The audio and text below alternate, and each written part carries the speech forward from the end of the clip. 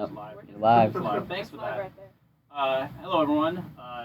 Here we are again with Soulbound Studios, talking to you today about settlements. This is our second Q&A now. Official Q&A, third. It's a Q&A. So we have another official Q&A about settlements.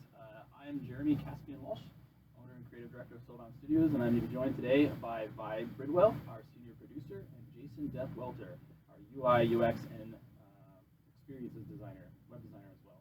So we're going to talk about settlements today. Following our typical format, we are going to have we have a Reddit thread where people have had an opportunity to post their questions that they have around settlements and related mechanics, and that have been upvoted by you, the community, so that we know what your biggest questions and concerns are. So we have Keltori here off screen. She's going to be reading the questions that you guys have posted in the Reddit thread, and then we will do our best to answer them. Okay, there's sound problems, so we're gonna Kyle. Sound problems. Can you up the Sound record volume of that? Yeah.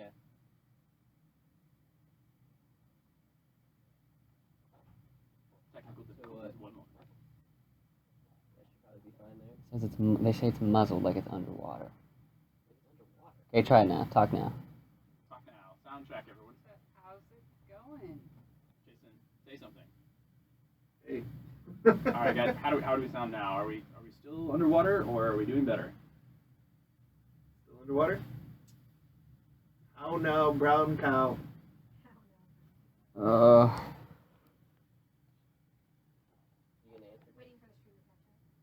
No, still super quiet. Still quiet. So is it just the recording that's quiet, or live is quiet? Live. What do you mean? Right now.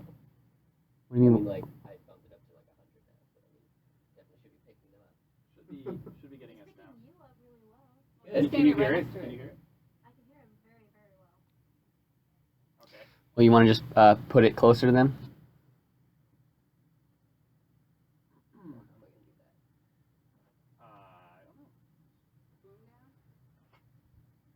Stop getting in the shot. It's. You can go off screen and put it behind the curtain over here, like peeking out from behind the curtain.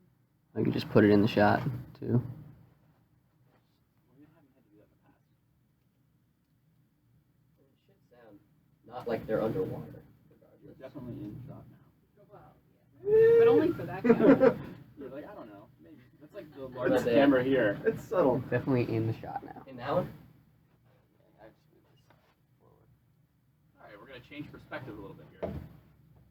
Well, actually, I like that. That's very artistic. That looks good. Yeah. How about not? It was super good. intentional.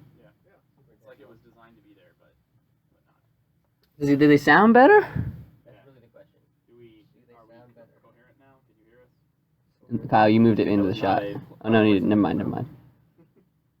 Yes. Maybe someday. On a side note, I really love how the sword is just kind of sticking through your head. It does that. Should I scoot over a little bit again so that he's not being reversed impaled or? You know what might work better is if you just get the Yeti and plug it in and put it on the desk. That'll help for live, but it will help with the recording. The recording is not a problem. Yeah, this is only Live is what we're worried about. Are we using the wrong mic as input? No. Should probably also move closer because I can't hear myself. underwater. It's gonna be plugged in under my desk already, so Cool. you'll need to grab the Yeti. All right, we're All gonna right. grab a new mic. One moment, we're going to get my fancy mic with much better reception, so that should solve that problem. So is this the point where we just pretend to have a conversation? Yeah, we just like like when to- the credits and screens are up. And We have to talk about things, and we like try and make it look like there's something very exciting happening, and they're like, "Oh, I can't do that." Why? Can pull us in. Would you do that? Ah! Just sign language, everything. My sign language was awful. I remember from Scouts. That's about it. I don't remember much. Forgotten most of the sign language. That's not the same thing. I hear it typing. I can hear it typing very well, so I do think we're using the wrong mic. We weren't though. He just unplugged it and plugged it back in. No, we weren't. We How weren't. is that I possible? can hear music now. Oh yeah, there's a speaker in the mic. Oh, wonderful. That's so weird. We're so good at this. Something is definitely not plugged in. If you can hear typing, we are definitely using the wrong mic. We're not though. It says we're not. So Physics I don't know. says Put we that over are. there, dude. Dude, I'm just trying to. All right.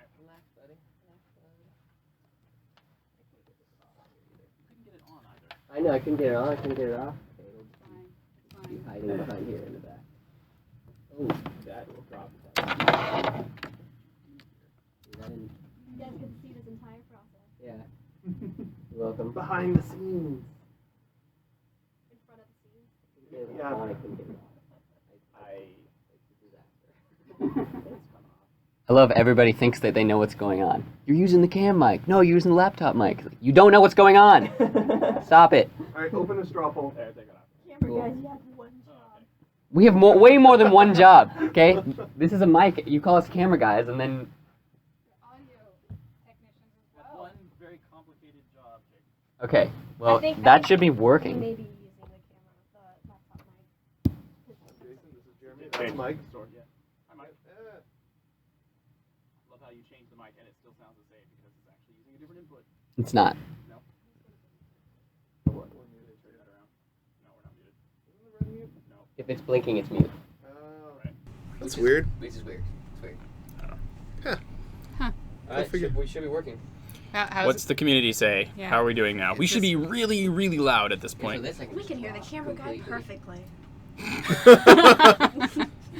Be amazing if this was one giant community troll where we're actually just perfectly clear and they're just like, no, still can't hear you. It could be done. It could be done. right? I'd be okay with that. We should be catching up soon. So how do we sound now? Can you hear it? It's working. It's better. Awesome. It's Okay, guys, Hooray. we're gonna try and keep our Yay. hands off the table now as much as possible so that we're not messing with the mic. You shouldn't. Yeah, I put it- shouldn't be like. like Miguel, just sitting there the entire time. I could take the role I know. of the. Somebody's got to do it. incessant- Welcome back. I don't know how well you heard it before, but we are doing our Q&A on settlements, joined by people, and let's move forward. We're just gonna move on. One thing I did want to point out real quick: Keltori set a mug on our table here. I'm not gonna touch the table, but you can see that Helgrim sent us a mug. We made a commitment. It wasn't actually intentional, but I sort of last time we did a Q&A commented on how people just keep sending us mugs, and so every time we do one of these Q&As, we're going to have a different mug on screen, and I didn't mean it, but it's happened. So thank you to Helgrim for sending us a custom mug with their logo on it. Much appreciated. If you're in the community and you send us mugs and stuff like that, we will absolutely show them on screen. So thank you to those guys. So what if we get 10 in a week? We will have to drink a lot. Yeah, just be like mugs all over. It'll be like medieval mug stuff. Okay, anyways. Okay, so we'll continue on with the format. We do have the Reddit thread, so if you haven't already posted your questions out on Reddit, the others have already been upvoted way beyond yours, and it's probably too late to ask a question at this point. That being said, we do have, I assume, Discord open. Are we on Discord as well?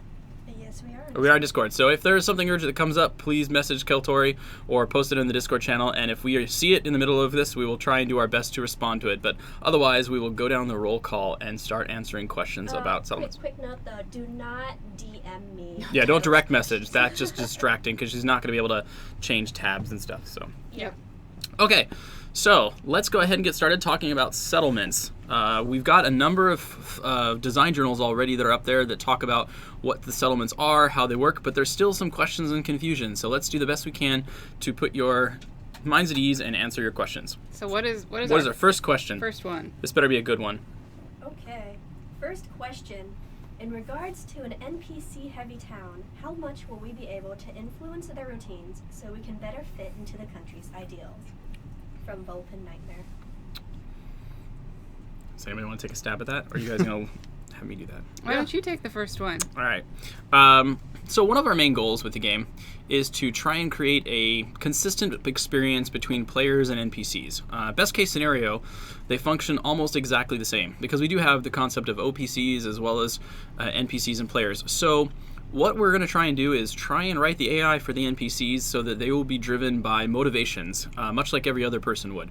So we use a combination of goal-based AI as well as just kind of hierarchical need stuff, like Maslow's hierarchy of needs. So the NPCs are first going to be going around trying to make sure they have food and shelter and water and all those things.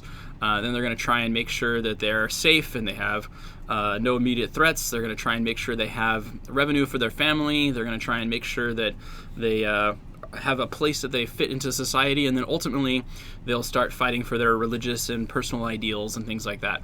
So you'll have to convince them to do the things that you want them to do. They're not just like radial menu, send over to go gather resources. You'll have to engage with them. You'll have to ask them. And based on their personality, we do use the Big Five personality theory, the Big Five traits. So openness, conscientiousness, extroversion, apathy, and neuroticism. And depending upon the personality of the NPC, they might require that you do some things for them in exchange first, or they might just tell you to piss off and be wholly unagreeable the entire time. And that's what makes it exciting. They're just like actual players.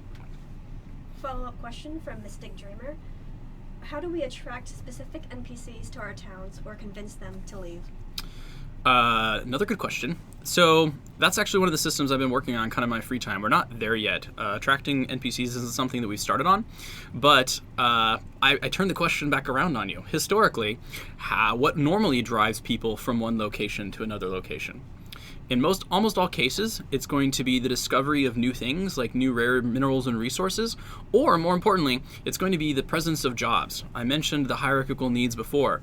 If you're in a settlement and you're building things, you build houses, you create businesses and things like that, and you spread the word through billboard posts and other things like that, the NPCs will learn about the jobs that are available inside your settlement, and if they're looking for work, will migrate to your settlement. Certainly there's going to be civilizations that are going to have more abundant resources at first, and those settlements are probably going to see an influx of population, both PCs and NPCs initially, and where there is opportunity, there are people. Yep. And eventually it's going to hit some sort of mass that it can no longer sustain, and then people are going to find opportunity elsewhere, and so you will start to see things. I'm not being picked up on the mic, so they want you to repeat the repeat questions. Repeat the question. I will repeat the question. What's this question? Are we moving on to the next one? No, the same one. Literally repeat the question. Okay. How do we attract specific NPCs to our towns or convince them to leave? How do we attract specific NPCs to our towns or convince them to leave? Yes. That's the question. That was the question. Yeah, so it's really going to be about creating opportunity, and both PCs and NPCs alike will be drawn by that, and when the opportunity has been fully invested, has been used up, or maybe the abundant season that you had for harvest goes away and you enter into a drought, people will move on unless they have something in particular that keeps them there, and they may, family or a deep root in the society in that particular town, so Mm-hmm. they may stay there a little bit longer and suffer even if the opportunity does move on. Yeah, and I think the plan right now, too, is to treat the settlements the same way we treat our other organizations and players, in the sense that there will be a reputation and fame system associated with the settlements as well. So a hamlet, for example, will have almost no reputation and fame. A village will have slightly more. But once you start getting to the towns and cities, the reputation and fame of that will spread much more quickly. So as people, NPCs and players, move around in the world, they can mention, hey, I just came from this magnificent city of whatever it was, or this magnificent town of etc. And when that happens, it'll spread the reputation and fame of those, so then NPCs are more likely to want to go and check it out, stuff like that. So the bigger you are, the more reputable are. Even people, just in the same way that people contribute towards the reputation and fame of a guild or an organization, reputable people, well-known mayors, barons, knights or adventurers that settle inside of a town and register there may also increase the reputation and fame of a settlement, which might also attract both NPCs and players alike. Yeah, just touching really quick on the last part of it, like getting an NPC to leave, at least from my perspective. I see it sort of like if you've ever played the old Sim Cities and you want someone to leave, you raise the taxes, right? So if, let's say you have blacksmiths in your town and you had all your job postings and then you amassed your armory and you no longer need them and you want to try and fill the area with people to produce food and you want farmers in, you just hike the taxes on producing, like armory equipment. And most likely those people making those will not be making money anymore, and they'll just leave your town. Yeah. Or you could go to war and hope that they don't come back from it. Wow. That's awesome. Nice. Yeah, it really does. Keep in mind that there's two things I wanted to mention real quick. One of which is that the purpose of settlements is one of those things that fills kind of a similar role as guilds would fill in other games. So it's an opportunity for people to come together and create a small society. They've got anywhere from 3 parcels of land to significantly larger than that, 25, 30, 40, who knows. And so it's really all about getting players together and NPCs to kind of work towards establishing something that's their contribution to the world. And it's all about the safety and stability of that environment.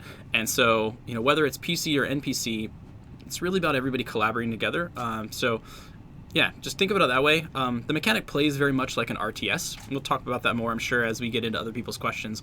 But the idea is that, everybody inside of that is contributing towards the resources that the settlement has, as well as what you're constructing and why, and what your goals and motivations are.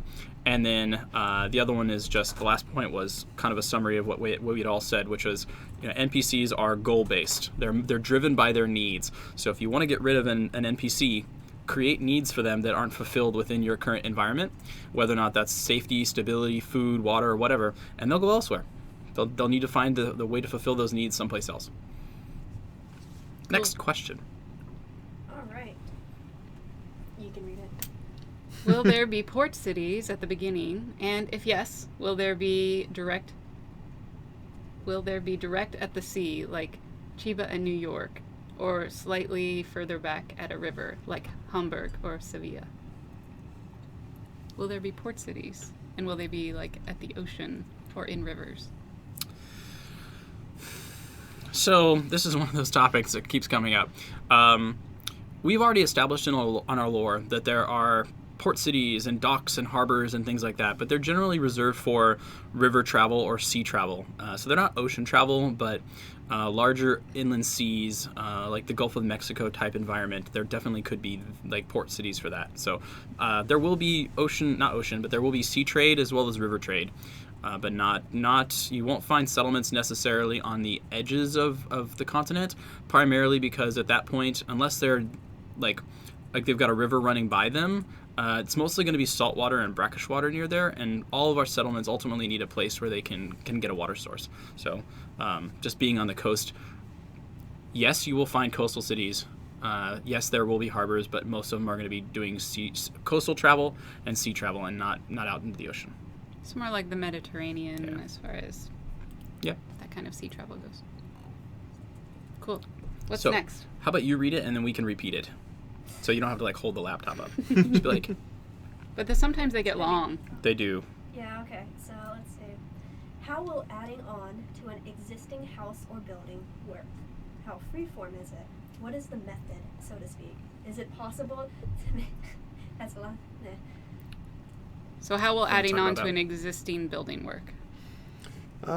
We've sort of touched on it a little bit. We haven't drilled into full specifics on it. Like, Thank you. the stuff that I always enjoyed was like the free form of Arc, but you always end up with these really blocky structures on it. We wanted to make it so like you'd be able to build a building, make additions to the room, and expand it. I think the original one that we came up with that was essentially when you would build a house and you want to make an addition, you would essentially build the new room around the outside, then knock down the wall between the two. And so that was sort of the initial passing point. Yeah, I mean, we haven't touched on it much beyond that. I think the general idea is that we want to continue to use the architecture tool. So you might have something like a room blueprint, which is just an individual room that you could add on. And so you would take the blueprint, use it to place an expanded foundation on the edge of your current house, or an extra room, an overhang off of the edge of the second floor or something like that. And that would put the kind of basic structure in place.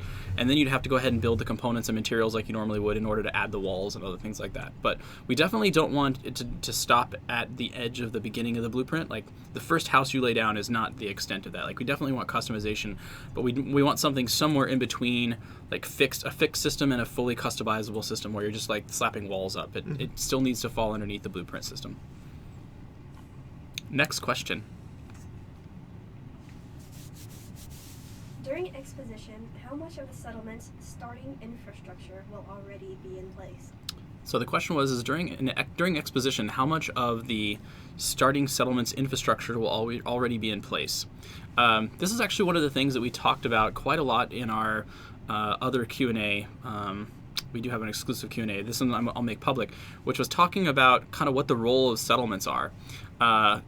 When people begin and they enter into exposition, what they're ultimately doing is trying to get the game world up to the point where launch is available. But when players come into launch, what they should encounter are settlements that feel like they've been there for hundreds or thousands of years. It shouldn't feel like a world where everything was just built in the last 3 months. While that's likely to happen, it shouldn't feel that way. It should feel like it's been there forever. Because really what people in Exposition are doing is they're contributing to the history of the world. They're taking over, an ancient family that's been in that region for many generations. And so a lot of the infrastructure for these settlements are going to be there already. They're going to happen as part of our pre-done generation to make sure that it makes sense that that settlement would have survived for hundreds of thousands of years. Because if that infrastructure is not there, then people are going to... One of two things will happen. One, it'll be pretty obvious that the settlement hasn't been there, but more likely it'll collapse shortly after players join the world because there isn't that infrastructure there. So we expect those settlements to be largely built up already. Like, there will be roads, there will be Water supply, places for people to gather, a town hall or tavern. There will be some places for commerce if it's big enough to have commerce in it.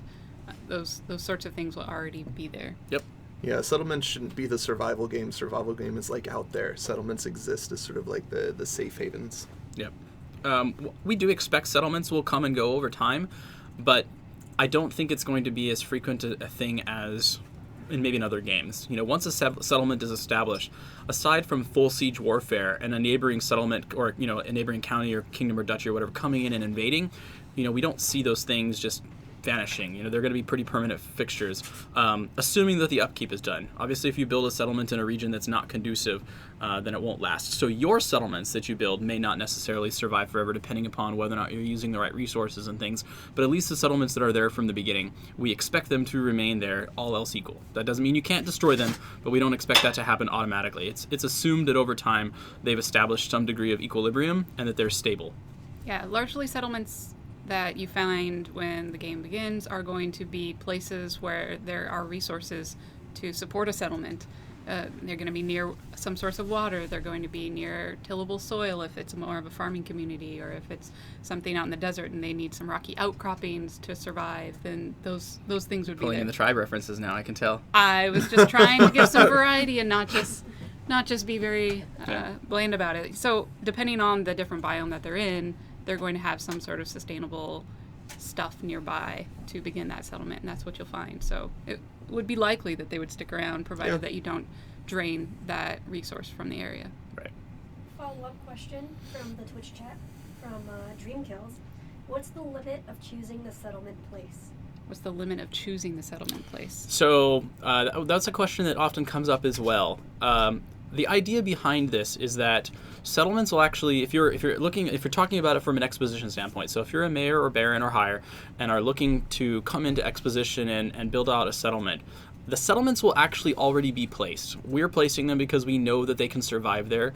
We know the amount of resources it takes to hold the population that settlement size already has, basically, at that point in time. So it's not going to be the players coming in during exposition to a completely empty landscape with no NPCs or anything and going, I'm going to make a settlement here, and dropping in an entire settlement. It's also not going to be, and I know that there's going to be questions about this coming up at some point, it's also not going to be a lot of moving settlements around. I think there is two ways people typically visualize that. One of which is it's kind of an already functioning economy. There's already things there, and they can then, choose to build new things. Maybe there's a spot where there's an empty lot, and they can choose what kind of building they want to put in that place. And it's a template for building a settlement. The other idea is it's either all flat, or you can just use some kind of world editing tool to go in and drag the buildings around and create very sim-like world. That is not it. Keep in mind that there are going to be NPCs who are already living in the world when you join, and the assumption is that other players in exposition could also be joining as you're the mayor or baron of that settlement. And you don't want to be like, I don't think this building looks good there, I'm going to drag it over here, and without realizing you took some player's housing and just dragged it off to the edge of the settlement. So you can't just take the pre-placed buildings and move them around. That's not the way that it's supposed to work. We can talk more about customizations. I'm sure there's questions around that, but that should at least answer that question. Could you rezone it and be like, this is no longer a residential area? It's commercial. McDonald's. Yeah, no. I'm loving it. I'm loving it. Very nice. Yeah. Okay, also, by the way, Vi, you seem to have some admirers in the chat. Vi has really love admirers. the lady in the green shirt. And also, Death, you have a cowlick at the back of your head. Oh yeah, no, this is baby hair here. Yeah, That's just never gonna go away. That's not Death happening. had a baby literally last week. Yeah. So we 2 weeks ago. 2 weeks. The 10th. right, but today is Thursday. Last week included Monday, which was or Tuesday. The week before. Anyways, very recently. Yes. Anyways, so we can't expect much there. No. Oh wow. No. We just don't expect much from you anymore. He has Even- different priorities. We call it baby brain. Oh yeah. Like meetings are interesting right now. It's like, wait, can you say that one more time? Hold on. All right. So, So, next question on Reddit from Gilgalad. How can NPCs help the building construction process? Will NPCs in town see your contracts for needed materials that you are requesting and decide to produce the materials all on their own? So the question is how will NPCs participate in the building process of a settlement? One of the things we set up pretty early on was that NPCs will not sign your contracts. They can, however, offer their own contracts. So if there is an NPC who is, for example, a carpenter and would like to build things for the construction of your house, they will often go around offering contracts of work to do things like building, framing, or putting up siding and things like that. So at that point, you can choose to accept their contracts for the wages that they're asking, and then they will go about doing their business of building your settlements with you. Next question. Next. That was an easy one. Also, everybody says congratulations to Death. Oh, thank you. Congratulations. Death made life. Death made life. Ooh, Yeah. clever. That's interesting. The son of death. Will there Feels like a be Terry Pratchett novel. Question from Countess Malunas. Will there be any temples, churches, greenhouses, sanctuaries, coliseum, etc. buildings available in the EP store? Will those be possible with the architect tool if the tool is something we'll get? So the question is, will there be sort of like really cool community buildings like a coliseum or things like that available in the Religious buildings, Religious coliseums, buildings, other yeah. things like that. available in the EP store? I don't know. I don't know. I think so here's the thing is that the EP store is one of those things that we're trying to balance. Obviously, it's still a ways away. We had an EP store up at one point in time. We felt pretty good about the items that were up there. There were things that we did want to have available, but the prices of the EP items are things that we still needed to balance. So we did ultimately take that down, and it also gives us the opportunity to kind of go in and rebalance things. Ultimately, what we want is we want for players at exposition time to be able to create these settlements to feel like they've existed there. So to the degree that buildings feel like they should have been there from the beginning or for having existed there for several hundreds or thousands of years, then yes, I think the goal is we would like to do that. Colosseums, I don't know. That would be something probably at a Duke tier or higher in terms of like what we would expect somebody to place. I don't think we would really expect a count or a mayor to be like, I would like my town to have a Colosseum. Boom. But maybe some of the higher level tiers. In terms of religious buildings and other things like that, interesting buildings, I think so. I think we would definitely like to have that. One of the things you're going to find, though, is religious buildings like that won't provide many of their benefits until you're at least a village or town. I'll have to go double check my notes, but one of the things we're doing with the system is like similar to an RTS. The idea is that as you advance your settlement, as it moves up in level, so to speak, the passive bonuses that it gets from the buildings that are there get greater, the radiuses of them get larger, and also it unlocks the ability to place new buildings there. And so, as you move up from a hamlet to a village to a town, etc., different types of religious or different types of buildings can then be placed that couldn't be placed previously. That's not to mean you can't put up like a religious shrine or something like that at a lower level, but it's not going to provide the passive bonus to everybody or active bonuses that it would at a higher level. And religious buildings, I think, is one of the historical differences between like a hamlet and a village. Until you had, some kind of church or cathedral or something like that, you couldn't really be called a town, or I think it's at the town level. Before you had a religious building, something couldn't be a town. So we'll probably follow a similar suit where we have the requirements for buildings, and so religious buildings will require at least having a town level before you can place it. Well, I think what Linnaeus might be getting at, if I read between the lines a little bit, is setting up the identity of your town. Mm-hmm. So certainly you're going to want to be known as maybe the town where people go for gladiator combat versus if you're the merchant capital of the world sort of thing. So that's kind of what I sensed from that question. And so will we provide enough variety of items in the EP store during exposition that people can place that they'll really be able to create these towns that are known for something? I think the goal is yes, but I think a part of that's also going to be about choosing where the settlement is. Because I think if you choose a settlement in the middle of the desert, for example, a semi-arid desert, and you're like, I'm going to create a trade hub, and it's off on the edge of the map where nobody's ever going to go, then it probably wouldn't work there. Similar, if you go along the edge of the ocean or the sea someplace, and you're planning to create, you're inside of like a mangroves, and you're like, I'm going to create a lumber yard here. Like, there's no resources for that. So I think that to the degree that the environment and the biome and the culture of the tribe that you choose allows you to customize in that way, then we definitely want to do that. I mean, that's the whole point of the EP store, is to give you the things that allow you to create that thing the way you want it. Whether or not you're gentry, aristocracy, or nobility, the items in the EP store are really about customizing your idea for that region. So I think if we're reading between the lines, the goal is, yes, that people will be able to customize, but not all of customizing the settlement will come solely from the EP, but I think also from which settlements they select. So if you have an idea for the type of settlement that you want to run, I would say your first goal is going to be picking a settlement that meets the requirements for that. I'm pretty sure people are already anticipating that. I'm sure, yeah. And they're waiting. Yes. Follow up on Discord from Odds Bodykins.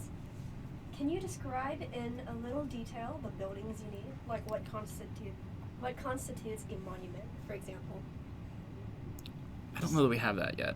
No, I think they're really getting into kind of a civilization hierarchy of item. It's like, in order to build a barracks, you need to have first a militia and a thing or whatever. And so we don't have that information. That's actually one of the main reasons why we took the EP table back down. Yeah. Because there is a lot of development that's happening right now around settlements and what kind of things you need, what the resources are. I mean, that was one of the things that we did early on that we didn't feel bad about, but we wanted to let you know what we were trying to achieve, and so we put those packages up that's like, you want to be a level 1, level 2, level 3 crafter, and so here are the different types of things you're going to need. So if you saw our EP store earlier on, it said like, standard resources, or medium advanced resources, or rare resources, and it's like, well, what are those advanced resources, what are those rare resources? And we didn't have the answers to those questions yet, not only because it varied dramatically from which biome you were in, but also we know that the resourcing thing is something that we're still going to be balancing.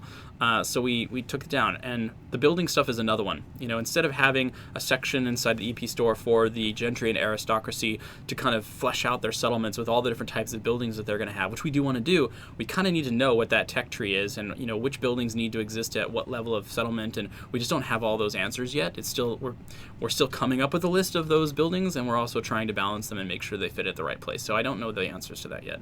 Follow-up question from His Majesty Blake. Can we build large aesthetic type buildings like pyramids, ziggurats, or colosseums? Colosseum is already answered. Can we build large Aesthetic monument buildings. aesthetic buildings like pyramids and ziggurats? Obelisks? I mean, can you build them? Yes. Will they provide a passive or active bonus to the community? It depends on whether or not it falls into the systems that we have in place. Yeah. So I think you can build anything you want. I mean, the architecture tool, once released, will allow you to build, settlements or buildings really as large as you have the resources and energy and time to do. From an architecture standpoint, I don't know about pyramids yet. That's one of the things that we've talked about. Square, rectangular, those types of things, traditional kind of European style homes, even like South American, Mesoamerican type stuff, like those are all fairly well understood from an architecture standpoint. But once you start getting into non-rectangular things like pyramids or dome-based or kind of other things, there's some work that needs to be done still, because our system is ultimately physically accurate, or is designed to be. So if you take out the supports for a building, it will collapse, and that's different with a pyramid. What is a very tiny pyramid? I don't know. We don't have a way to lay down pyramid walls yet. Like a pyramid for ants. Do we happen to have an ETA on the architecture tool? We don't have an ETA. I know where it is in the timeline still. Alpha 1 is mostly featuring a lot of the core mechanics for traditional MMORPG type things. Alpha 1 probably won't include any land management or kingdom management type things. Alpha 1 probably won't include any architecture or building as well. So that's a tool that we'll be working on in more depth after Alpha 1, so I expect that to be incorporated into the features of Alpha 2, which is our fully feature complete game. So I still think the architecture tool will be made available sometime between Alpha 1 and Alpha 2, but I don't know when yet. Yeah, I know a lot of people have asked before about whether or not we'll put a standalone demo of the architecture tool out previous Right. to that, but probably not. Not with the way the schedule is looking right now. We're, it's kind of I pointed out in our recent update, we're doing things in a very specific order, and we've changed the order in certain places in order to make development easier and to prevent us having to redo things. And so the architecture tool is one of those things that we kind of pushed back towards after alpha a while ago for balance reasons and to make sure that we had the fundamentals in place before we did that, and we haven't really revisited it since then. Okay. Next question on Reddit. What sort of controls are there to drive the behavior of a settlement NPC as a whole? For example, would it be possible to sound an alert to send all NPCs to their battle stations, flag them to set up for the frivolity of a local festival, or gather to observe a formal occasion? That's a good question. That is a good question. Yeah, So, like what sort of controls as the ruler of that town, whatever size it is, would you have to be able to set up events, like call people to arms or set people towards the annual festival? do you have thoughts? Yeah, I think the call to action kind of stuff is pretty easy, because Fires of Gondor or whatever. Mhm. You'd have some object that you could use to trigger an event. NPCs would, City bells or something like that. city bells, trumpets blaring, or something like that, and they could be different per region and per culture. And just have some method of conveying messages to large numbers of people.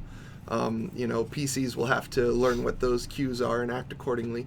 NPCs will probably have some innate nature built into them that will react to those. So, warning flags go up. Certain NPCs will go to guard post. Other NPCs will cower in their homes. I would totally love to see a settlement-based, holiday generator, so you can be like, all right, the flower festival is here, and then like this week is like when we do Veterans Week or something like that. Yeah. And be able to just set those up in your interface. They'd probably be tied to some kind of either structures or religious items, like the obelisk type thing. Mhm. It's one of those things where, this obelisk has a 7-day changing of light on it or something like that, similar to like the ruins of Chichen Itza. So when the light shines through the obelisk on this day, it causes an event and something like that. So if you wanted to create a holiday or something like that, then you would build one of those obelisks, set the orientation of it the way that you wanted to, and then now you've got like a weekly festival or something like that. Yeah, I mean, because people make festivals all over the time and all of the time, and that could be a big part of a town's identity. Yeah, for sure. All right, next question. Will it be possible to build a settlement underground? Can we build subterranean settlements? Yes. Yes. That's all I'm going to say for now. Yes, that came with the digging and tunneling system. Yeah. So, yes, you can. It's going to be awesome. Could you make a settlement underground under another settlement owned by someone else? Unlikely, because the water table would drown you.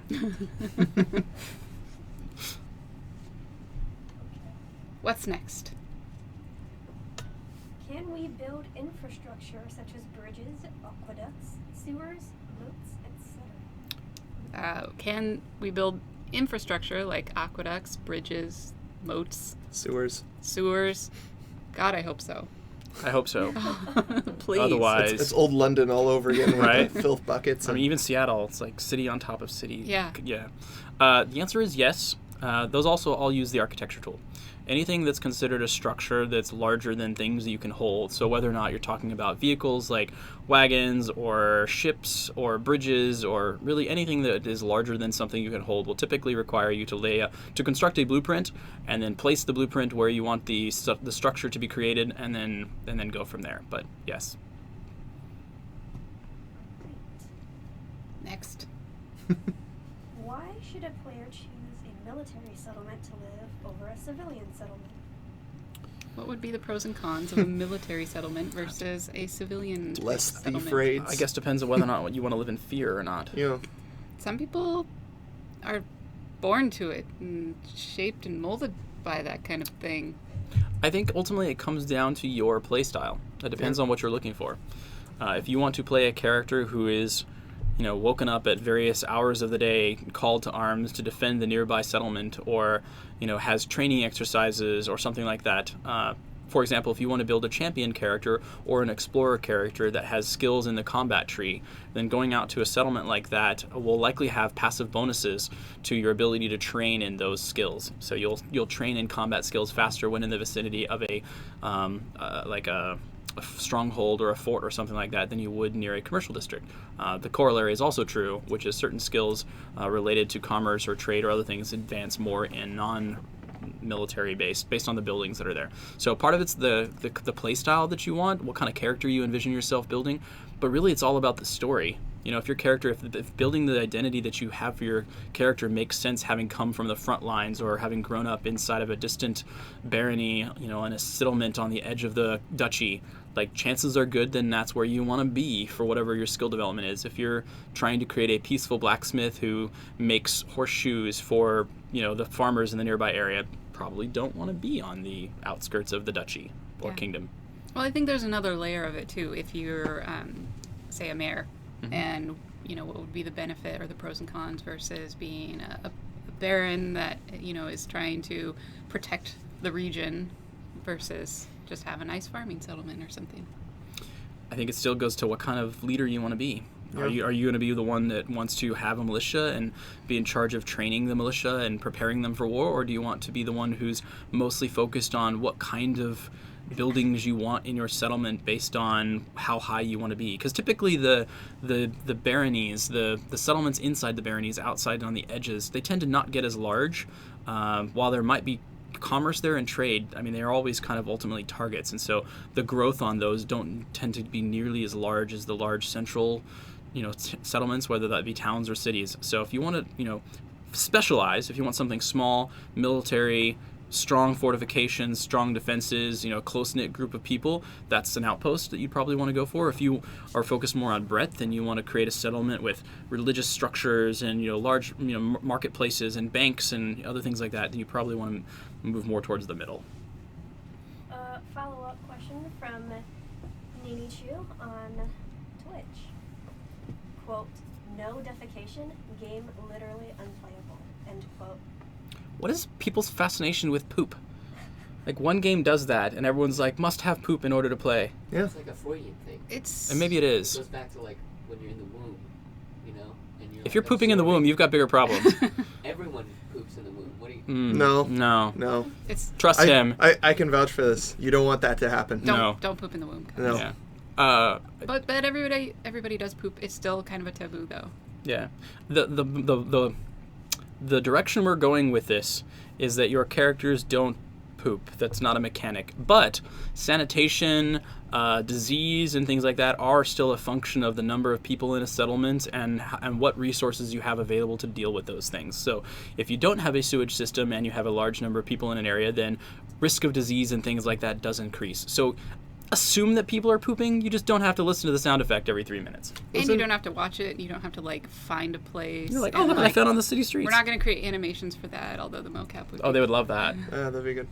Just be like, hey, Mark, we need a poop animation. Can you take care of that for us? Wasn't peeing in a bucket confirmed, though? Oh, God. that concept art. All right. Next. All right. Will there be a way to know who lives in any given town if you're the mayor, baron, count, duke, or king? Knock on doors? So will the settlement leaders be able to know who exactly their citizens are? We don't have a way to do that, no. If you own land, if you're one of like the landowners in the village council, or if you're part of the town council because you own land in the town, then you're registered as part of the like contract for that settlement. But if you're somebody who's leasing a room from somebody else who's created a tavern or an inn or something like that, then you're incognito. Nobody knows you're there. So they'd be able to know who to collect taxes from, though, for those people who are contracted to the town. They'd know who the owners of the building are. Mm-hmm. So you could say, hey, I want to collect building, like if you're leasing the building, then the person who owns that building is leasing it from the landowner, who then knows about them, but there's no like central registrar of like all the people that are in that settlement. Yeah, I'd imagine like tax collectors too wouldn't necessarily like look at a giant list of names and go around. They would probably walk a street, you know, be like, I'm assigned to this block this week, and knock on doors and take money. Right. Well, certainly for the easy jobs, you know, but Yeah. if somebody's trying to evade taxes, then they might not make themselves available when you're doing that. Mhm. So then you need to have enforcers that would come out and. Well, and there's two different types of taxes, right? Because the count is charging property tax to all the landowners. So they're saying, you can go ahead and have this parcel of land, but you have to pay me X amount per year as part of the contract. So there's a weekly amount of money that you have to pay for that parcel of land. But then the landowner is turning around and going, I'm going to zone this for commercial. I'm going to go ahead and allow you to build a shop on this area. I'm going to zone it for commercial, but I expect this amount of money per week per year, in-game year, for the business that you do. And it's probably not going to be a percentage because it's harder to negotiate those things because you don't know. Then they have to show you their books, which is just, it gets into a mess thing. So it's the contracts as it stands now are designed to be fixed value based. So you owe this amount per week for the business that you own. So you know who's leasing your land, you know where their business is, so you can just knock on their door and be like, all right, it's time to pay up. Even for the market square where people have zoned this for market, your carts are set up and you know who you've leased that land to, who's allowed to put carts up there. That doesn't mean people can't sell anyways. I mean, it's you can walk by and be like, I'm selling something, and somebody comes up and you initiate a trade. That's probably not going to get reported because it's a transient kind of sale. Nobody's fixed in that position. So there's probably a way to evade taxes, I would suspect, by not having a fixed settlement. Mm-hmm. What if you're a mobster and you're offering protection to people and they need to pay you black taxes? I mean, I'm not going to report that to anybody. I'm a mobster. Come and find me if you want to collect taxes. Right, but you're going to need to keep your own list of that. However, turns out, if you're a mobster, paying taxes is still very important. I hear that's a thing. Yeah. All right, next. Will we be able to purchase stronghold walls with EP points? Will they be able to purchase walls and stronghold fortifications with EP? Yes. Yeah. You can build fortifications and things with EP. Yes. As an expansion to that question, will one be able to purchase a fortress or castle and/or their various components, such as towers or walls, with EP? Will they be able to build up a keep or stronghold with EP items as well? Turrets and parapets and... I think that's still the plan. I mean, Yeah. that's one of the main things for the outer baronies, or if you have a central duchy and you want to build up a larger keep, then building the blueprints for those and the kind of all the cool corridors and hallways and things like that, the parapeces and breezeways and overhangs, and it's cool. and arrow slots. And I'll be honest, when I was a kid, I used to get graph paper and just draw out all the cool things I would do if I had a hidden castle. hidden castle? Well, no, hidden castle with hidden chambers. Oh, okay. Yeah. So I would like to be able to do that for people as well. So I also did that. I think everybody did that. I think that's just kind of a thing you do in childhood. I Even my s- kids do that. I super want some sort of house that has secret passages. Yeah. I really And now, want that. well, I was gonna say now we can, but now we can actually have things hidden inside of things because we passed the dig and bury stretch goal. So Well, we're putting it in. we're putting it in. We didn't even pass though the stretch goals were retired when we hit the 2 million. because we're really nice that Yeah, way, we like you guys. and it's just really cool. Yes. All right, next. Will NPCs have enough autonomy to purchase land when they can and build structures without prompting? Will NPCs be able to purchase land and build stuff? Will they have that level of autonomy? Oh, also, it is almost 1 o'clock. Oh, cool. Thank you for letting us know. Yeah, because he needs to leave at He some needs to point. leave at 1. Yeah. And then we'll switch seats We or have something 5 like minutes. that. 5 minutes. Little mini Death needs stuff. Mini Death Junior. Death Junior. Nice. Yes, they should be autonomous enough to be able to do those things, because if they're going to have needs and their need is a place to live, then they're going to try and do what they can to either rent or lease a place to live, and if they amass enough wealth that they can afford land, then they will attempt to purchase the land that they can then build a house on. So Yeah. Yeah, this goes back to the first question first or second question of what will draw people to your land, and that will be some opportunity, and that includes NPCs who will want to take advantage of that by yeah. living there. Yeah. That's why also taking land, buying it, building structures on it, and then offering that for sale or lease will also attract NPCs, those that don't have the wealth to buy the land and do that stuff for you, because they couldn't come and work for you, but they couldn't build the building themselves. So this just is a way to increase the number. But if you just have the land available, then you might get some of the wealthier NPCs that actually can afford to come and buy the land. All right. Follow-up question from Headmistress Narkari of Fennec Fox Academy. Fennec Academy, I'm sorry. Fennec. Oh. Yeah, we don't have a Fennec mug yet. Where's my fox mug? Yeah. Hint, hint. Will a school That wasn't a hint, be that was just able like to be blatant. purchased with EP? Well, what? Will a school be Jinx. able to be purchased with EP? School. Will a school be able to be purchased through EP? I assume so. Yes. Will a school be able to be purchased? So schools, like all the buildings, what defines a building and the passive and active bonuses are the things that you have on the inside of it. Because really space is just space, but when you zone off a room and put stuff in it, then that defines what the passive and active bonuses are that building gives you. So a school is one that has, there can be different types of schools, but more than anything, it's like workstations and desks and stuff like that. So if you get a space that's a certain size and you put desks and stuff in it, then you get the passive bonuses towards education, stuff like that. So if you build it, they will come. If you build it, they will come. All right. That makes sense. All right. Question on Reddit from Luna.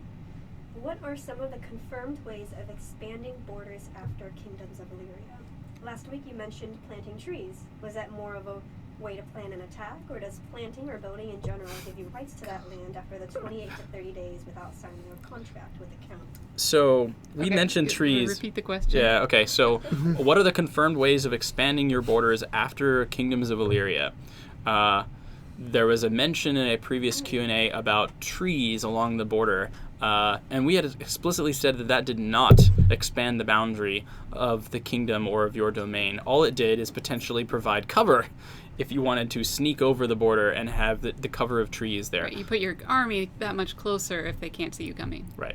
So the main ways are going to be through political means. So there's the ceticism that happens every 16 years, in which the nobles of all the different kingdoms and duchies and counties come together and they agree upon the borders of the different regions. And if they agree, then life is good and everybody goes on. If they disagree, if for whatever reason there is a claim made towards something that another person disagrees with, then they have to kind of work through the politics of that. And there will be more details coming on that at some point in the future. The other way, of course, is to just say that region that you own, that's mine now. And then you need to cast a spell eye for that. You need a reason to go to war for it, and then you basically invade. And depending upon how the war goes, either you can take that region in full, or you can agree to take a portion of it, basically sue for peace and get the borders redrawn for that region. And that's really the only way to change the borders of domains. Obviously, you can take over land by doing a either adverse possession or buying the land from somebody, but all that does is give the owner changes who the owner of that land is, not which domain that land still belongs to. Even if you're the king, if I'm the king and I use adverse possession to take over a piece of land on the border of my kingdom, I'm now just a king who also happens to own land in the nearby kingdom. It doesn't make that land part of my kingdom, if that makes sense.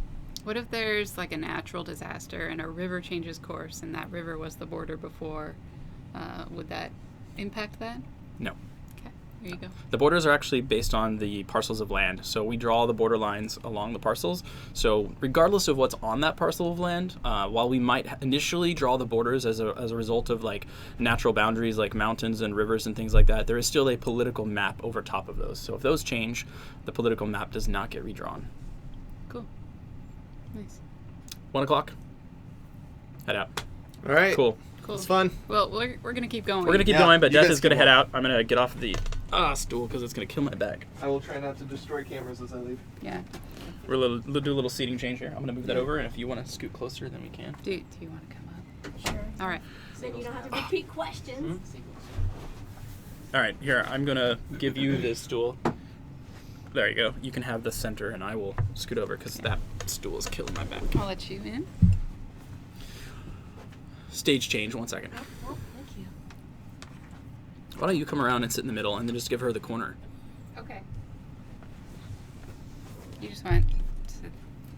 You still want to have the stool. I don't. I've been sitting there for an hour now. Back support. I'm old. Not really. You're not that old. Ooh. I think that's very interesting. I'm not going to answer that question yet. My feet dangle on this. So do mine. I'm not really taller than you, so. Yeah. Are we still on? Are we in a, Sure, I'll get 5 here. I don't even know where the thing is. Right? Oh, there we go. I love it. I got the stream in this camera, so it's forever. Just nice.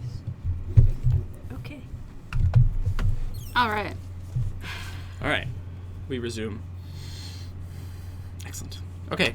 Now we've got her on camera, so we don't have to repeat necessarily because she can actually talk directly into the microphone. Yes. Excellent. Yes. Okay. Resume. Resume. Next question. Let's see. How would NPC-generated tourism work? What in-game mechanics are there for drawing NPC tourists to your town? Will they come solely for trade and work purposes, or could NPCs travel to visit landmarks or locations of interest, such as melon temples? It was always going to be a melon question. I knew from the beginning that it was going to be a melon question. I think we answered that largely in the previous one, which is they're all driven by needs. So if you have something at your settlement that they need, then they will head there. And in some cases, that might be due to a higher level of need than just food and water. In some cases, they'll travel for religious reasons, or because they want to see something that's renowned for their own entertainment. So as their basic levels of needs are met, then their AI will allow them to expand out and do more things for entertainment. Exactly. What I said.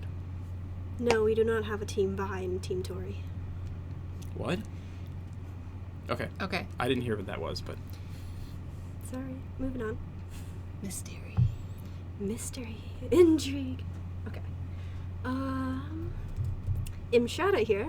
Are NPC families rooted to the settlement they are originally from, or will they be free to migrate to new villages and towns that are built from scratch? Oh yeah, they can migrate. If there's a need to do so.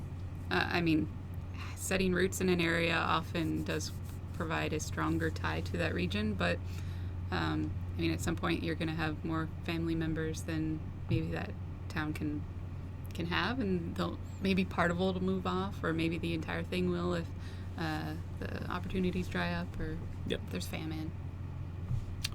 So if the need to move is greater than the need to stay, or the desire to move is greater than the need to stay, then they will move. Okay. Sorry, that wasn't a follow-up question. Okay. We need to change the air system in here, because every time we do this, like, my lips get really dry. I know, it's very dehydrating in here. It really is. And I'm out Drink of... more coffee. I brought water instead of coffee. I had my Diet Coke as usual, but I drank it all, so... During exposition, can a mayor customize the layout of the existing settlement? For example, can they move buildings to new locations and or delete a building to gain EP or some other type of points, and effectively replace it with a different building using those points? So we kind of talked about this already. The settlement will be largely set up, and you can't just move something when it's somebody's home. And for the most part, NPCs will have some claim over the buildings that are in the existing part of the settlement. Yeah. Being able to knock something down or add something new, though, would be on a case-by-case basis. Yeah, and there'll be land you own as well, too. I mean, as the settlement owner, whether you're the mayor or baron in some cases, there will be land that you own that is currently set up. It might have storefronts and other things, so you have more control over those than just like the residential areas. So there will be some customization. There will also be areas where there's just no buildings yet, but land that you still own that you can then customize and put whatever kind of building you want there. You can also expand the size of the settlement and do things along the border. So yeah, there's a lot of ways to customize, but in general, you can't delete people's homes or move them around. Those aren't, no. All right. We already answered this, I believe. The difference between a military settlement and a civilian. Yeah. We answered it last week. I don't know if we answered it in this Q&A, did we? Well, yeah, we just talked about it Okay. like 2 Yeah. questions ago. Let's see.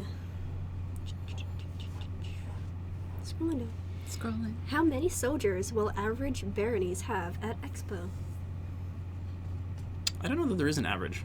You can think about the size of a settlement based on the numbers we had provided before. You got a hamlet. It's like 3 parcels of land and at least I think 9 people, and then it goes out from there. So it creates a larger radius. So you eventually get to like 5 9 parcels of land and then 25 parcels of land, and it kind of continues to go out from there. So within each of those parcels of land, the assumption is that now that the density is going to go up as well. So it's not necessarily always going to be 3 people per parcel.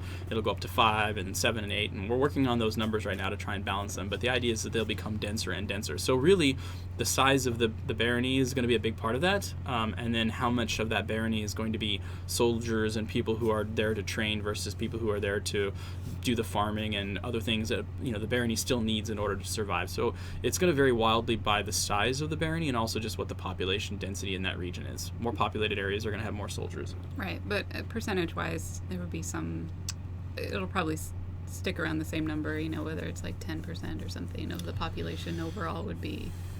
I don't even know that that's true, because I think it's going to vary a lot based on where the barony is. Because if you're a military settlement on the edge of a well-known, peaceful, neighboring barony, like you don't really have a reason to reinforce it a lot. If you're on the edge of the duchy, and the nearby duchy is known to be hostile and prone to skirmishes and invasions, then maybe you're going to have Probably more more. reinforcements. Yeah. Okay, cool. Are we able to do anything concerning settlements in the mud? No. So that's one of those things that we have, just very briefly, we have feature areas, and the feature areas we then subdivide into features, and we've got about 40 feature areas right now. That'll probably fluctuate somewhere between 35 and 40 depending upon how we lump things together, and those tie in closely with our work that we're doing with Improbable in Spatial OS. But the idea is that we have these like 40 different feature areas, and so we've largely subdivided those between the things that we want to test through the mud, and then the things that we want to test through Kingdoms of Elyria. So one thing I want to stress that a lot of people we had said originally that Kingdoms of Elyria was very much designed for the mayors and barons and counts and dukes and kings, and that's true, because most of the features that we're testing in that are things that are going to be of the most value to those people. But there will be other features in there. There's going to be some overlap, so that other people who are not counts and dukes and kings and barons or mayors will still be able to do. So Kingdoms of Elyria and Elyria Mud are both for everyone. Not just one set of people versus another. However, the set of features that we're really trying to exercise and test is going to be different between the two. So the kingdom and land management stuff are the things that we are exercising as a result of the Kingdoms of Elyria, not the mud. The mud is mostly going to be moving around the world, maybe some combat, crafting stuff, inventory, equipment, aging and dying, and other stuff that's not kingdom and land management.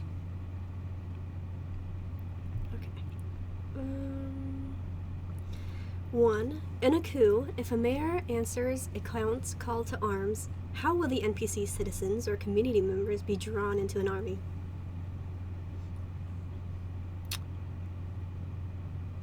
I'm going to table that one, because we're Okay. getting into the realm of group combat, which is something that we're still very much working on right now. So I will have to withhold the answer to that one. Okay. Sorry about that. Is there any in-game dynamic that will tell me when I enter land that is owned by someone for limiting trespassing? I would kind of hope not, because you don't really get that in real life. No.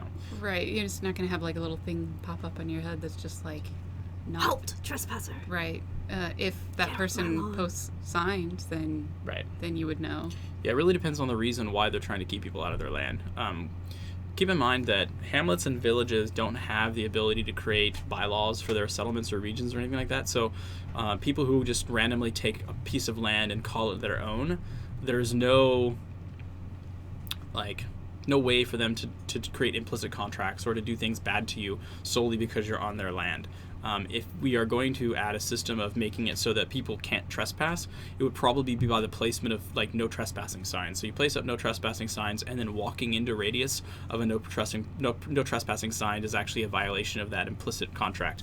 You've said don't walk here, and now you're walking here. So in the absence of those, if it's just open land with no visual indications that that's the edge of a parcel of land or a region or something like that, then we wouldn't do that. Walking into a town is a little bit different, because towns can actually have bylaws, so they can make sure that things are and are not legal within the boundaries of their town boundary. So those you kind of just have to know you're walking into a town, but it should be pretty obvious because there'll be structures in front of you. Yeah. I feel like that's a good warning. Yeah. To let you know you're in a town. Yeah. Yeah.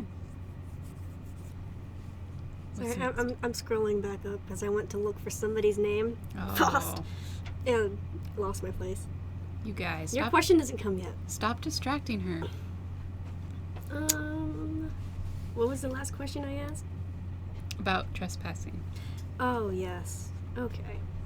Will a settlement need to meet the minimum size requirement first before they are allowed to have the structure required to be considered the next?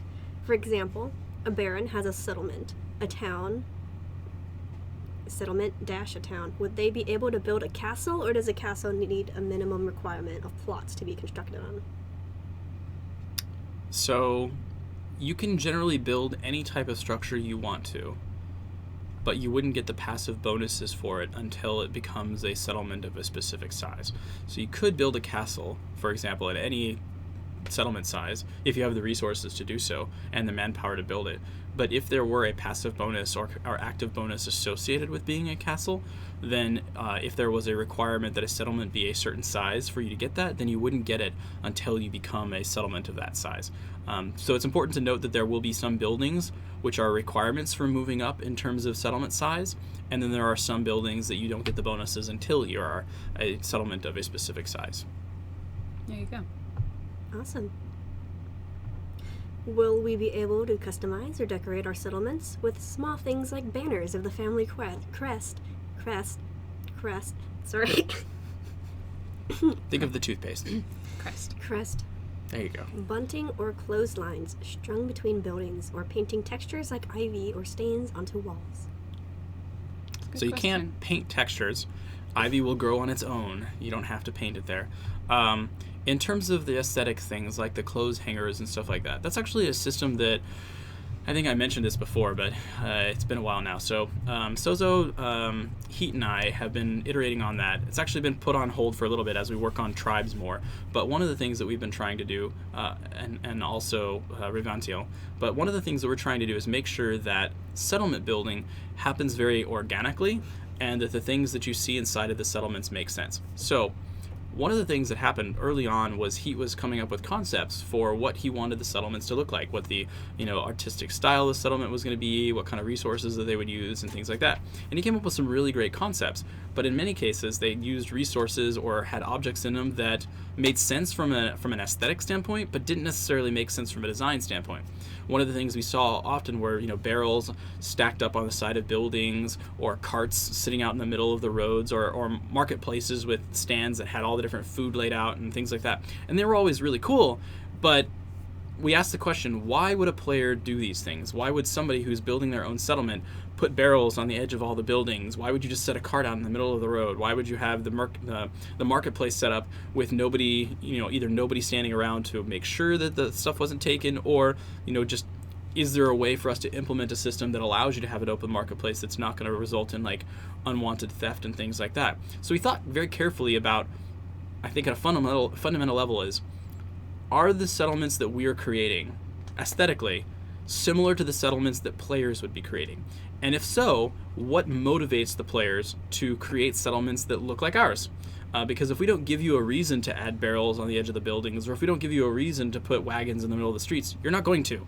And then our settlements are going to look different from yours. And we don't want that. We want all the settlements to look as good as the ones that we're building. And so we're iterating a lot right now on the mechanics that would kind of encourage you guys to build the settlements similar to the ways that we have. And one of the things you'll notice is in some of our earlier cities like New Haven, there are clothes hangers across the kind of alleyways with clothes hanging down and stuff like that.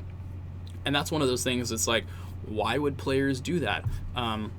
Turns out that's one of those things that happens kind of automatically. So as you build settlements, buildings within the settlement nearby, there is synergy bonuses between the different building types. And so if you build some of them in close proximity to one another, then it'll automatically add those aesthetics things. It's kind of as a sign that you're getting that synergy bonus. But that's a system that we're iterating on right now. So I don't have a lot of the details on what those different synergy bonuses would be, or what kind of other aesthetic things you would see. But the important takeaway here is that we do want the settlements to look visually appealing and rich and as well designed by you guys as they would be by us. That's the important thing. What about putting up your banners though? Because that's Yeah, kind of different from you can do that. like signs of like it being lived in versus decorating it to. Yeah. be part Lived of in is definitely a case. Somebody Yeah. asked, if you've got a castle, can you throw, the large banners off the edge of the wall so that you've got your sigil or your coat of arms hanging off the side of the wall? And those are things that will have attach points and stuff like that. Allows you to kind of put those decorations up, as well as just putting stands up that has your banner hanging off of them. Yeah. Cool. Next. There's quite a nice racism discussion going on in the Ooh. Twitch chat. In-game racism or just like actual racism? In-game racism. Oh, well, in-game racism is probably a thing. Probably a thing. I mean, where there are tribes, and the tribes have their Sorry, opinions Nini. about the other tribes, so... Nini Chu. Complaining about my typing. The tribes are awesome, by the way. They really are. We've been working on them a lot. You guys are so mean. Oh, come on, you can't tell me you haven't been wanting to torment people with the tribe stuff we've been doing. I don't torment. I'm always extremely nice. She's working on some of the names of the tribes. Be nice to her and she might tell you. No. Not in this one. Maybe the next Q&A. Would an entirely NPC-ran settlement be self-sufficient? I hope so. God, I hope so. Otherwise, it's just going to collapse, and then it's not going to be there, and... Yes. Yes. Presumably, the AI is smart enough to know how to maintain their own settlement. Presumably. Presumably. That's the goal. If I'm successful, then they will be able to. We have seen markets and small parks in screenshots. Are there other public places? Can every settlement have those? And who has to build or pay for them? Are there any benefits relating to those public places? Courtyards and parks and Public places, yes. They're built by anybody in the settlement who wants to build them, assuming that that's been zoned to be built there, or it can be built by the people who own that plot of land. There are passive and active bonuses potentially to those public places, and you can all build them. Did I miss one? One of them is the beer garden you've been seeing, which has its own benefits. I'll leave it up to you to figure out what the active and passive bonuses of a beer garden are. By the way, Altsego from Discord calls you Vi, Mother Goddess of the Soulbound Faith. What the hell? I don't get cool names like that. I'm not jealous at all. You're the creator. The creator. Actually, we decided that was my official title. Do you need more? I mean, no, creator is good as long as people actually Are we refer not to me as the feeding- creator. Are we not feeding your ego enough? Nope. Okay. We need to feed Caspian's ego more. The creator will work. Get on that, folks. Hashtag What do we- Team Creator. What did we decide your title was? Are you the guild? No, it wasn't the guild leader. It was the. You had one. Yeah, we did have one. If you're the creator, then I'm like... Caspian, Prophet. Lord of Beers. remember. No, it wasn't that. No, I don't remember what it was. Mm. We have a. We're kind of going through and rebranding our whole project management system to be really fun. Because And- we're nerds. Because we are. So like all of our tasks, or not tasks, but our like user stories are being rebranded as quests, and instead of having like story points that we have to like cost out, we've got like experience points you get for completing tasks. Bounties instead of And bugs. Our virtual teams were renamed to parties. And then we've got our guilds, which are the different engineering, like we've got an engineering guild and a design guild, and then she got a title, and it was a really cool title, and I don't remember what it was, but I was like, if you get a title, I get a title, and the best we could come up with was creator. So, but I feel like that's okay. Caspian, the booze dude. The booze dude, I don't even like beer. You were talking about beer gardens very I know I fondly. was. Well, I didn't create that setting. You're like, hey guys, alcohol. I know, well, Alcohol. alcohol is different than beer. Diet Coke bloke. The Diet Coke book. Wow. Lord of the Dance. Lord of the Dance. That has yet to I'm be no proven. Michael Flatley. Lord Creator Caspian the Magnificent. We're getting there. Yeah, I dig that's that. better. Yeah. Yeah. All right. Okay, you guys can. All right, on to the questions. Yes. Alright. Will every county, duchy, kingdom have... This grammar. Will every county, duchy, or kingdom have their pre-generated capital, or can a duke, count, or king take every town as his capital? You can pick the one that you want. That was one of the things that we had said, is that the difference between a capital and city is solely based on the presence of the building type that, and I don't remember off the top of my head what it was, the building type that makes that your capital. So when a king is going along picking which starting settlement they want to be theirs, they can just pick one of the large cities and then make that their capital. So So there's like a king or queen who chooses their own home settlement where they Right. grew up, where they came from, that doesn't have to be the capital? Or does it have to be? No, it has to be right now. Okay. Yeah, that's an important question to note. Right now, the way the system works is when you pick your starting settlement, whether or not you're a mayor or a count or duke, when you pick your kind of home settlement and the family that you're a part of, that is the seat of your governing as well as where you grew up. We don't have an ability right now to separate those two. And I don't know if that's going to change between now and settlement selection / exposition. It's significantly easier for us to just say, you're the king because you grew up there in the home of the duke, and you were made king, or you're the mayor of that town because you own all the land, some of which you inherited from your parents. Once we start allowing you to like grow up one place, migrate to someplace else, and then own enough land that you now become the mayor of that area, it gets really difficult to architect the kind of base engine for that. Sorry, Discord has come up with more names for you. Father of Mankind, with 2 N's. Ooh, I dig it. Father of Mankind. I like it. Count Montorzi says, shiny-headed father god figure. I'm only shiny-headed because of the lighting in here. Otsego says, god king of the great beard garden in the sky. Jeez. What is it with the beer garden? You should just tell them what kind of alcohol you prefer. They should know by and now. they can send us mugs and alcohol. I don't think... Are they allowed to send us alcohol? I don't know. I don't know. Let's not do that yet, but it's rum, by the way, if you care.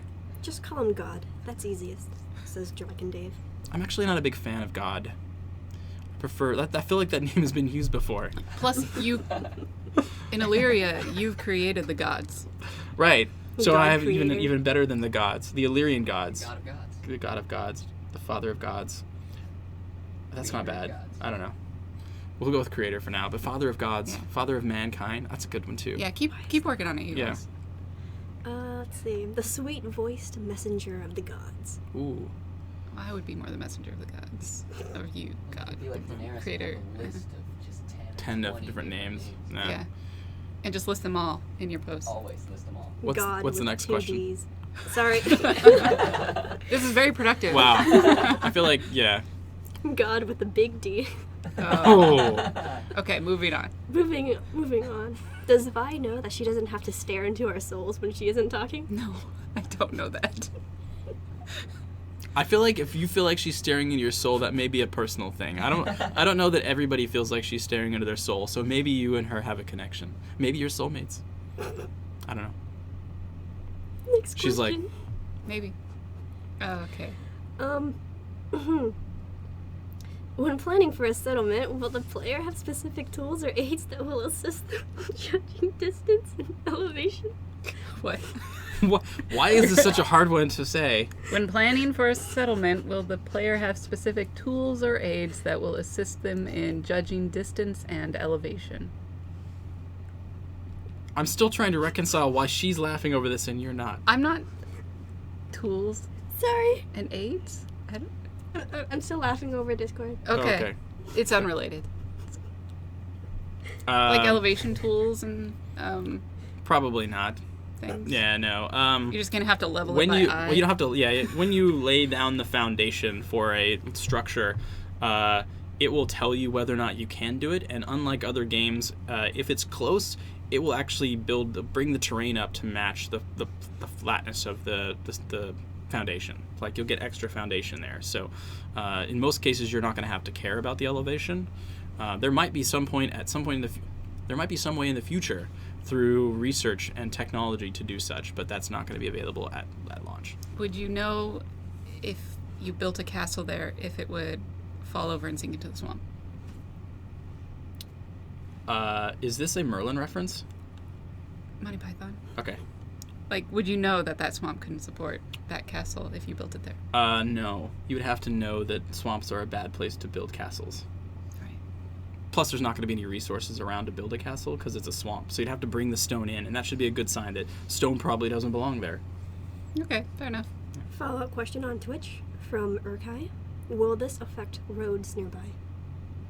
Well, what? Leveling. What is this? Elevation, tools, Yeah. being able to know how to build. If you make a road, Oh. will it automatically snap level when you start placing No, stuff so down? roads don't work that way. Yeah. Roads work more like they do in or did in our world. I'd say do, but we actually do that now. So the way the road system works is actually, as you walk around in places, it will take the whatever the grass or the wheat or whatever is there, and it starts to flatten it out, and then eventually it just wears a path there.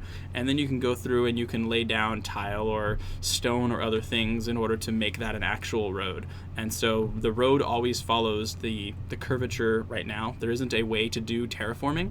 That's not a feature we have. So at this point, you don't have the ability to like flatten the terrain in an area or dig out a mountain other than mining. I mean, you could dig out a mountain, but it would be difficult to like, I guess you could technically like take the hill and dig it out like you would for the mining tool and then get a flat passageway through it, but it's not like you can just like lower the terrain and then put a road there. I don't know. That was a roundabout way of saying that roads don't work the way you think they do. Roads are not built, they're made by using them. Yeah, and then reinforcing the ground with things that make travel easier, Yeah. which is important because the rate at which you move in the world is a function of the terrain you're moving on. So if you're moving through mud or snow or something like that, it is harder to get around than if you're just moving over a cobblestone road or a stone road or something like that. All right.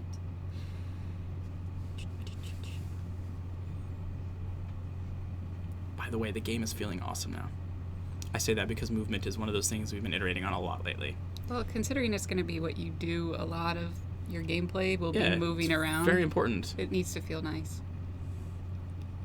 How can a mayor or settlement claim resources outside the settlement to be owned by the settlement? E.g., a mine at the other side of the mountain. They don't. That's actually within the domain of the count. So the count, an area that's not inside of a settlement, is not owned by the settlement or none of the people who are in the settlement. So it's up to the count to negotiate a deal to make sure that those resources are taken and harvested from the mine or whatever and then delivered to the settlement.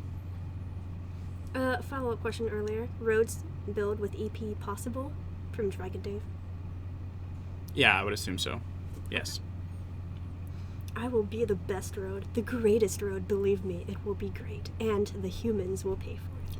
You know what? Well, aside from that last part, I can relate to you because every time I play Carcassonne, I'm always the guy that gets stuck with like the massive road. Everyone else has these really impressive castles and I have the roads. Roads are really important. They are important. I'm not saying they're not, but that's me. I always end up being the road guy because there's always that one guy that gets stuck with nothing but roads. And it's Or girl. And it's me in the case when I play with my family. Oh, not only that, but this is a bot says I will be the best road, not build the best road. By the way, this is a bot. I know who you are, just in case you didn't think I did know who you were. Alright, next question. Will the material roads are made of have an effect on travel speed and how the weather affects the roads? Oh, you I answered answered this. that preemptively. Yeah. Yes. Yes, it will. Alright. Imshada here, smiley face. How dense are the most populous starting cities likely to be? Will capitals look like New Haven from day one of exposition, or will they be more sparse with room for player-placed buildings in between the existing homes? So New Haven is a town.